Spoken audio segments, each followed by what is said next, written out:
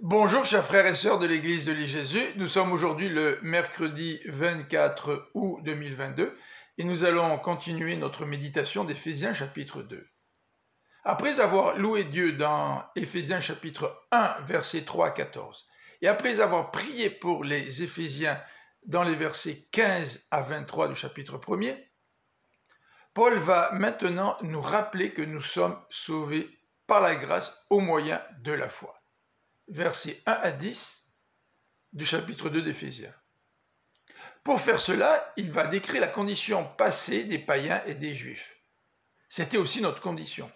Tous, nous étions morts dans nos péchés et nous vivions selon nos désirs et nous méritions de subir la colère de Dieu.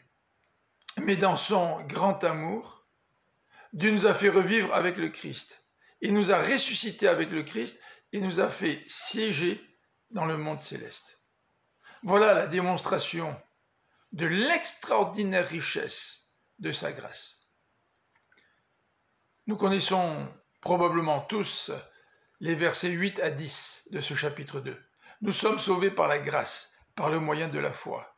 C'est un don de Dieu. La foi est aussi un don de Dieu, afin que nous ne soyons pas sauvés par nos œuvres, pour ne pas nous glorifier.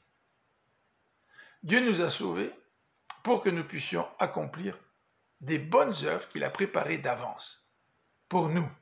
Mais il nous a sauvés par sa grâce. Dans les versets 11 à 22, Paul précise que les non-juifs vivaient sans Messie. Ils n'appartenaient pas au peuple d'Israël et ils étaient étrangers aux alliances qui ont été l'objet des promesses de Dieu. Mais Dieu a uni les juifs et les non-juifs pour créer une seule et nouvelle humanité. Il nous a unis à lui en nous réconciliant avec lui. La mort de Christ sur la croix a supprimé ce qui faisait des juifs et des non-juifs, et par conséquent de nous, des ennemis de Dieu. Juifs, non-juifs, nous méritions d'être l'objet de la colère de Dieu. Mais nous ne sommes plus maintenant des étrangers. Nous faisons partie de la famille de Dieu. Nous faisons partie de l'édifice que Dieu construit, dont Jésus-Christ est la pierre principale.